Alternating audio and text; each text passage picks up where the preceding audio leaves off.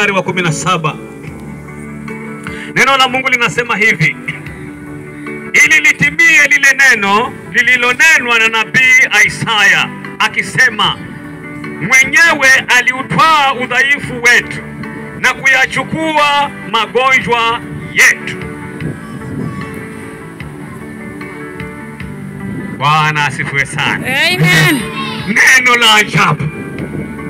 Yani katika kifungu hiki au katika neno hili katika kitabu cha Mathayo mlango wa 8 mstari ule wa 17, Biblia hapa inatuonyesha mambo mawili ambayo yamepata kutajwa hapa muhimu sana kwa ajili ya maisha ya mwanadamu. Bwana asifiwe sana. Mwanadamu aliumbwa katika ukamilifu wa Mungu, lakini wakati alipomuasi Mungu, basi shida ikaanzia mahali pale, na mwanadamu amekuwa na shida siku zote. Lakini Mungu wa mbinguni yeye akasimama na mwanadamu na akasema kwamba sitamuacha, kwa sababu alimuumba kwa mfano wake. Bwana asifiwe. Mungu ana haja na kuona kwamba mwanadamu yule wa kwanza vile alivyomuumba akiwa mkamilifu na akipendeza machoni pake, ndivyo ambavyo anatazamia hata kwa wakati huu anapomuona mwanadamu akiwa hapa duniani, amuone akiwa kamili, akiwa ni mzima, asipokuwa asiwe na shida yoyote, asiwe na mashaka, awe mkamilifu akipendeza machoni kwa Bwana. Bwana asifiwe sana. Amen. Baada ya ulimwengu kuumbwa vitu vyote, Mungu alitazama na akaona kwamba ni vyema, vyote vinapendeza. Mungu akamuona mwanadamu kwamba anapendeza machoni pake, hakuwa na matatizo, hakuwa na shida, hakuwa na mashaka, alipendezwa sana na mwanadamu. Ndivyo hata kwa wakati huu amesimama akiangalia ili kwamba amuone mwanadamu katika ukamilifu wake. Haleluya. Amen. Ndiposa tumetumiwa mwana wa pekee ambaye anaitwa Yesu Kristo. Huyu amekuja kumfanya mwanadamu awe mkamilifu machoni pake, akamilike mbele za Mungu kwa sababu ya lile kosa ambalo lilikuwa limetendeka. Lakini kwa sababu ya mwana wa pekee, yeye ametumwa ili kwamba akaweze kuwaunganisha wanadamu, aweze kuwaondolea mashaka yao, awaondolee tabu zao, ili wakamilike, wafanane na yule mwanadamu wa kwanza aliyekuwa hana shida, alikuwa hana matatizo, hana magonjwa, hana udhaifu wowote. Biblia imesema kwamba katika kitabu hiki Mathayo mlango ule wa 8:17 imetaja mambo mawili muhimu sana, kwamba ametaja kuhusu mambo ya udhaifu, kwamba alikuja ili kwamba akaweze kuchukua udhaifu wote. Tena akasema kwamba alikuja ili kwamba akaweze kuyachukua magonjwa yote. Kwa hivyo mambo haya mawili yametajwa hapa, udhaifu na pamoja na magonjwa.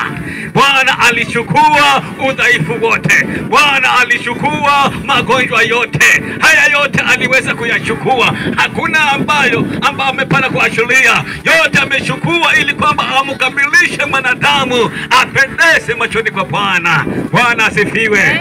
Tunaona kwamba katika sehemu hiyo dhaifu ya Mungu, katika neno hili ambalo limepata kutajwa hapa, kwamba mwanadamu katika hali yake ya binadamu, kwamba amepigwa na maroho ambayo yametoka kule kuzimu, maroho ambayo yametoka kule mapangoni, maroho ambayo yametoka kule baharini, ili kuja kuwatesa wanadamu, wateseke, wawe wana mashaka, wawe na tabu. Lakini Mungu wa mbinguni amesimama pamoja na mwanadamu. Bwana asifiwe sana. Amesimama pamoja na wewe. Mungu ameshughulika kwa ajili yako. Mungu anashughulika kwa ajili yako. Nataka mwambie mwenzako, Mungu anashughulika kwa ajili yako. Mungu anashughulika kwa ajili yako. Mungu anashughulika kwa ajili yako. Mungu anashughulika kwa ajili yako. Tukiwa hapa, lakini kuna yeye mmoja wa mbinguni ambaye yeye anashughulika kwa ajili ya mwanadamu, anashughulika kwa ajili ya maisha yako, kwamba wewe uwe mzima, kwamba wewe akuondolee udhaifu wote, ili kwamba uwe mzima ukipendeza yeye aliye juu mbinguni. Haleluya. Biblia inataja kwamba kuna maroho ambayo yaliweza kuenda kule kuzimu kwa sababu walikuwa wameasi. Hivyo Mungu hakuweza kuwaachilia wakae kule juu mbinguni, akaweza kuwatoa. Walipigwa na wakatolewa kule juu mbinguni kwa fujo. fujo na wakatupwa kule kuzimu. Lakini maroho haya ndiyo ambayo yana wivu juu ya mwanadamu, kwa sababu yeye ameumbwa katika mfano wa Mungu, na hayo huinuka na kuja hapa duniani na kuanza kuwatesa wanadamu. Bwana asifiwe sana. Kuna roho ambazo huinuka kutoka kule kuzimu, ambazo zinamfanya mwanadamu anakosa usingizi, anakosa amani hata wakati akiwa amelala. Mapepo haya yanakuja na msumbua, yanaleta ndoto mbaya, anakosa usingizi kabisa, kwamba anatembea lakini wakati wa usiku katika fikra zake anajua kazi sasa imefika, kwa sababu wakati wa usiku mapepo yanamwingia pale, yanamtesa. Wakati wa ndoto wanaleta ndoto mbaya, hana amani usiku kucha mpaka atakapoamka. Leo ninawaambia kwamba ndiyo siku ambayo Mungu amepanga kupanga kwa ajili yako wewe, mtu wa Mungu, ukombolewe na ufunguliwe. Hakuna tena roho hizo chafu. Mapepo wanasababisha kuleta ndoto mbaya, wamenakufanya huna amani. Leo ndio mwisho, ukombolewe katika jina la Yesu. Ukombolewe katika jina la Yesu. Wote ambao wanateswa na mapepo ambayo wanatoka kule kuzimu, ambayo wamewafanya kwamba hawana amani kabisa, wakiota ndoto mbaya kwamba hawana amani, leo wakombolewe. Wakombolewe katika jina la Yesu. Haleluya. Kuna maroho ambayo huwa yanatumwa kutoka kule kuzimu ili kusababisha watu wa Mungu wanakuwa masikini. Watu wa Mungu wanakuwa masikini, hawana kitu kabisa. Yani wakijaribu kutafuta vitu hapa duniani, kwamba Mungu ametubariki, ametupatia ardhi, ametupatia hazina nzuri ya mvua, lakini utakuta kwamba watu wanaendelea kubaki kuwa masikini. Si kupenda kwao, ni kwa sababu kuna maroho ambayo yanatumwa kutoka kuzimu ili kuwafanya watu wateseke, wawe masikini. Wawe watu wa kuomba-omba, watu wa kuomba-omba. Mungu amekataa mambo kama hayo. Mungu hataki roho kama hizo. Mungu hataki watu wake wawe namna hiyo. Mungu amewaweka hapa duniani wabarikiwe, lakini sio watu ambao watakuwa masikini. Leo hii Mungu wa mbinguni anaenda kukomboa. Mungu wa mbinguni anaenda kufungua. Roho za masikini zitatoka katika jina la Yesu. Hapo ambapo umekuwa ukipata siku nyingi ya kuomba na kutafuta hapa na pale, unakosa, ninakwambia leo inaenda kwa mwisho. Mungu akufungue. Mungu akufungue. Mungu yuko hapa akufungue. Hakuna kuomba tena. Hali ya aibu kabisa kwamba watu wanakupatia hata majina, wanakuweka upandika majina kwa sababu wewe mtu wa kuomba. Yani umeteseka, ukijaribu kutafuta hapa hufanikiwi. Roho hizo ni leo ndio mwisho. Leo ndio mwisho. Watu wa Mungu wakombolewe katika jina la Yesu. Amen. Bwana asifiwe. Amen. Kuna roho ambazo hutuma kutoka kule baharini huja hapa duniani kutesa watu wa Mungu, kwamba wakina mama ambao wamebarikiwa na Mungu amebariki. Bwana amesema nitabariki uzao wa tumbo lako. Lakini kuna roho ambazo hutumwa kutoka kule baharini na kuwaingia na kuwatesa wakina mama, kuwafanya kuwatasa. Bwana asifiwe. Amen. Kuna roho ambazo hutuma kutoka kule baharini na huja humwingia mwanamke na kumfanya awe tasa. Yani anakosa watoto. Mwanamke mzuri, ana afya zake, lakini utakuta kwamba anakosa watoto. Hata watu wanampatia majina kabisa. Watu wanamuita ni tasa. Ni mwanamke ambaye yeye anaonekana hana umuhimu, hana maana yote katika jamii. Watu wanamtenga kabisa, anakosa watoto.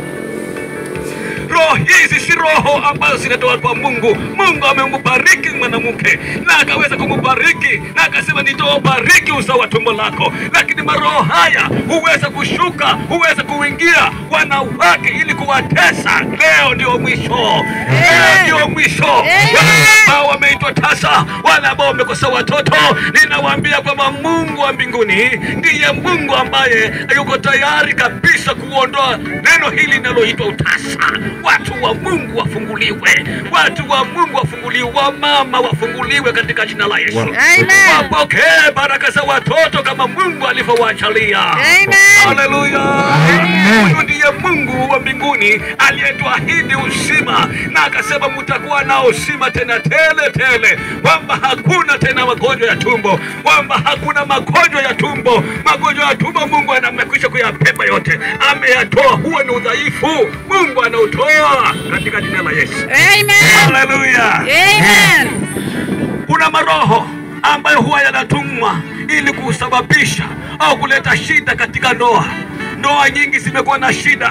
Vijana wengi wameoa, Mungu amewabariki, amewapatia wanawake, wasichana wazuri, wameoa, lakini haitachukua muda unakuta kwamba ndoa yao basi imekuwa na shida, imekuwa na mashaka, hivyo wameachana. Na wakati huu basi roho hizi zimeinuka sana, kwamba roho hizi zinatatiza ndoa za watu. Ndoa zina shida, ndoa zina mashaka, kumekuwa na shida ya ndoa, kumekuwa na matatizo. Tunajua watoto wetu huoa, na wanapooa wanabarikiwa na kuleta watoto na kuleta wajukuu, lakini imekuwa sasa watoto wanazaliwa mji huu, watoto wanazaliwa mji ule mwingine, wanapounganishwa wawili ndani ya safina, haitachukua muda unaambiwa kwamba wameachana. Ni kwa sababu ya maroho ambayo yametumwa kule baharini ili kuharibu mpango wa Mungu. Mungu wa mbinguni, Mungu wa mbinguni ambaye amenituma kwa ajili ya huduma hii, kwamba uwaombee watu wangu wanateseka, wakombolewe katika jina la Yesu. Wakombolewe katika jina la Yesu. Wakombolewe katika jina la Yesu. Siwe thabiti mbele za Mungu, siwe thabiti mbele za Mungu. Ndoa siwe thabiti, situlie, watoto wazaliwe, watoto wazaliwe, kwa sababu wameahidiwa. Hao ndio urithi wa Bwana hapa duniani, watoto. Lakini ikiwa watoto watazaliwa mji huu, leo hii mtoto anazaliwa pale, leo hii mtoto anazaliwa pale, watoto wanajaa pale nyumbani, lakini wanakosa baba, wanakosa baba, wanakosa baba, wanakosa mama. Si mapenzi ya Mungu. Ndoa zitulie, na ni leo wakombolewe, leo ni wakombolewe, leo ni wakombolewe. Ndoa zitulie, ndoa zitulie. Huo ndio mpango wa Mungu, na Bwana amenituma kwa ajili hiyo, kwamba niwaombee watu wa Mungu wanaoteseka, ndoa zao zikaweze kutulia, ndoa zao zikombolewe katika jina la Yesu. Amen. Haleluya. Amen. Kuna roho ambayo imetesa watu, roho ya ukataliwa. Kuna roho ya ukataliwa, wapendwa. Kuna roho ya ukataliwa, kwamba mtu anakataliwa katika jamii yao, katika familia yao. Kosa haliwezi kujulikana ni kosa, chanzo chake hakiwezi kujulikana. Ninawaambia kwamba si mpango wa Mungu na si kupenda kwake, lakini kuna roho ambayo huwa inatumwa kutoka kule kuzimu, ili kwamba ilete roho ya ukataliwa katika mtu. Anateseka akiwa yuko mahali pale, anakataliwa hapa, anakataliwa na jamii, na anakataliwa na familia, anakataliwa na marafiki, na hata na watu wengine, na kila mahali anapofanya kazi anakataliwa. Ninawaambia kwamba Mungu wa mbinguni, yeye yuko hapa ili kwamba akaweze kuajalia neema, akawajalia neema, ufunguliwe katika jina la Yesu. Roho ya ukataliwa iondoke katika jina la Yesu.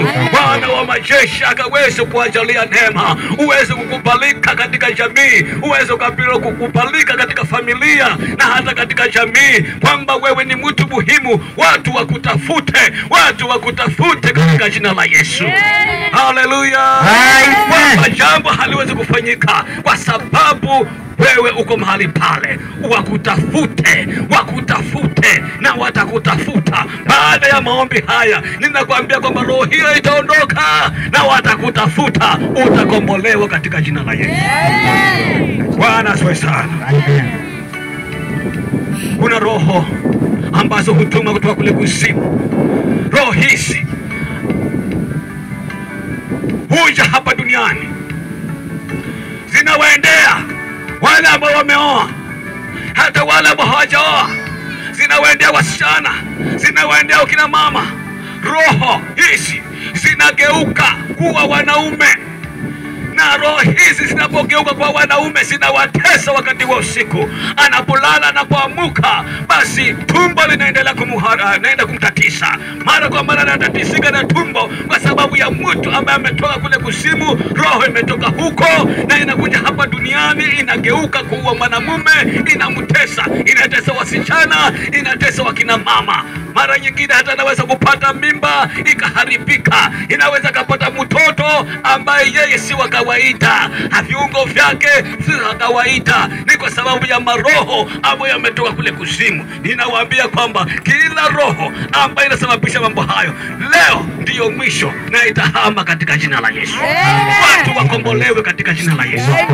Haleluya. Amen. Nalikuwa kule sehemu za mbali, nalikuwa na mkutano wa Injili. Kapata mama mmoja kaja kanambia kwamba kuna mtu ambaye huwa anakuja wakati wa usiku, sio bwana yake, lakini ana siku maalum, siku ya Alhamisi, na yeye huwa anakuja, na wakati anapokuja huwa anakuja kwa nguvu sana, na anapokuja basi hakuna mambo mengine msamaha, ila tu ni kwamba yeye amekuja kwa bibi yake. Basi baada ya pale yeye huwa anatisika, tumbo linamtatisa, anakuwa na mashaka, lakini yeye hakupendezwa. Akasema kwamba mimi sharti niwezi kumwelezea yule mhubiri. Basi akanielezea na nikasema kwamba kwa ajili hiyo roho hiyo haitakujia tena. Bwana sasa, nikamfanyia maombi, nikaomba katika jina la Yesu, kwa kuwa Bwana alinipa kibali kwamba aliniambia ombea watu wangu wanateseka na mimi nitawafungua. Hivyo basi nikaomba katika jina la Yesu. Nilipomaliza hiyo maombi akarudi nyumbani. Yule mtu siku ya Alhamisi ikafika na akaja. Alipofika pale akakuta pale kitandani kuna watu washirika wako pale, kila mmoja ameshikilia Biblia na wote wanaimba wao katika ushirika. Yeye akajaribu kutafuta nafasi ili kwamba aweze kumpata yule mke wake, haikuwezekana. Yeye akatoweka na akarudi. Amen. Haleluya. Pia kuanzia siku hiyo hakumuona tena. Amen. Huyo mtu mama alikuwa anateseka sana. Siku maalum kila Alhamisi, siku ya Alhamisi, huyo mtu lazima anakuja. Bwana sana alikombolewa katika jina la Yesu. Bwana asifiwe. Nalikuwa kule garaji, nalipata pia mwanamume ambaye pia akanielezea kwamba yeye huwa kuna mtu ambaye anakuja, mwanamume mwenzake. Yeye ni mwanamume, na tena kuna mtu ambaye anakuja usiku, mwanamume mwenzake anamutesa. Basi alizunguka na kuzunguka na akaenda kwa waganga ili kwamba aweze kupata msaada, kwa sababu alikuwa anateseka huyu mwanamume. Akafikia mahali akamwambia baba yake, akamwambia kwamba mimi maisha yangu nafikiri yako hatarini, nitakapokufa basi baba utanizika mahali hapa. Nilipokuwa huko basi akaweza kuniletea hitaji hili. Nikamwambia kwamba Mungu wa mbinguni aliyenituma, aliyeniagiza kwamba nifanye haya, ninakwambia tatizo hili linaisha. Bwana asifiwe. Basi nalimfanyia maombi, nikamaliza. Bibi yake alikuwa ametoroka, alikuwa ameenda kwa sababu Bwana amepata bwana mwenzake. Na alikuwa na watoto wawili, akaenda kwao na alikuwa huko na akapata watoto 4 huko. Ni muda mrefu sana. Bwana alikuwa anateseka, alikuwa halali kabisa anateseka. Akamwambia baba yake kwamba nitakapokufa basi unizike hapa. Amepoteza matumaini kabisa. Lakini wakati ule alipoeleza shida hii, ninawaambia kwamba nalimuomba Mungu aliye juu mbinguni, Bwana wa mbinguni akapata kusikia, kwa sababu alikuwa amenambia nifanye hivyo. Na nilipomwambia Bwana, Mungu wa mbinguni akasikia, akamfungua. Sasa amekombolewa katika jina la Yesu. Amen. Haleluya. Amen. Akachukua nafasi akamrudia mke wake. na akaenda kapata kibali, akamrudisha mke wake nyumbani. Alikuwa na watoto 4, lakini akasema kwamba hili si kosa lako, lakini ni kwa sababu ya mashaka niliyokuwa ninayo, kwa hivyo ninakukaribisha mke wangu. Wote wakawa pamoja. Bwana asifiwe. Walikuwa na sherehe kubwa sana, wakasherehekea Bwana amekombolewa na ni mzima katika jina la Yesu. Naona yale zile shida na udhaifu, si kwamba yeye alikuwa yani udhaifu tu, huu udhaifu wa mwili tu, udhaifu. Biblia imesema kwamba alikuja na akachukua udhaifu wetu, tena akachukua magonjwa yetu yote aliyapepa, ili kwa kupigwa kwake tumepona. Haleluya. Kwa kupigwa kwake tumepona. Baada ya kuchukua udhaifu wote, baada ya kuchukua magonjwa yote, basi Biblia inasema kwa kupigwa kwake tumepona. Amen. Haleluya. Amen. Kuna maroho ambayo hutumwa kule kuzimu, kule baharini, kuja kutesa watu. Mungu huajalia watu baraka za ajabu, hubarikiwa kazi zao za mikono, lakini kwa ajili hiyo utakuta maroho haya yanawatesa watu. Watu wanateseka, wameacha ndoa zao, wakienda katika ndoa za watu wengine. Wamekuwa ni wazinzi, wamekuwa ni washerati, mali zao zote zinaisha, zinaenda huko na huko na kule. Sikupenda kwao, lakini ni kwa sababu ya maroho haya. Roho za kutoka kule kuzimu zinakuja na kumpagaa mtu na kumfanya aweze kuchukia ndoa yake. Anayeacha ndoa yake, anayeendea ndoa ya mwingine. Ndoa ya mwenzake inatatizika kwa sababu ya mapepo ambayo yamempagaa, yametoka kule kuzimu kuja kumtesa huyu. Ndoa yake inakuwa na shida, ndoa ya mwingine pia ya jirani inakuwa na shida. Roho za uzinzi, huo ni udhaifu. Biblia inataja kwamba ni udhaifu. Yesu alikuja ili akaweze kuchukua udhaifu wetu wote, akaweze kuchukua magonjwa yetu yote, ili kwamba watu wa Mungu wawe na mili ambayo hiyo ndiyo ile ambayo Mungu aliweza kutuumba, kwamba kila mmoja ana nafasi ya kuweza mwili wake. Hakuna mtu ambaye hawezi mwili wake, kila mmoja anaweza mwili wake, lakini kwa sababu ya maroho haya ndiyo ambaye anasababisha mambo haya. Leo hii watu wa Mungu wakombolewe katika jina la Yesu. Watu wa Mungu wakombolewe katika jina la Yesu.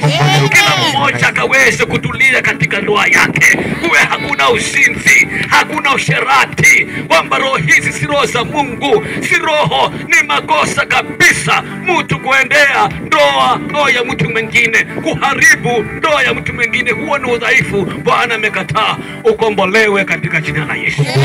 Ukombolewe katika jina la Yesu. Ili utulie katika ndoa yako, utulie. Ikiwa ni mama, utulie katika ndoa yako. Ikiwa ni baba, utulie katika ndoa yako. Hayo ndio mapenzi ya Mungu, na Mungu anapendezwa unapotulia katika ndoa yako. Bwana wa mbinguni, yeye ndiye Mungu. Wakombolewe katika jina la Yesu. Tukombolewe katika jina la Yesu. Tukombolewe katika jina la Yesu.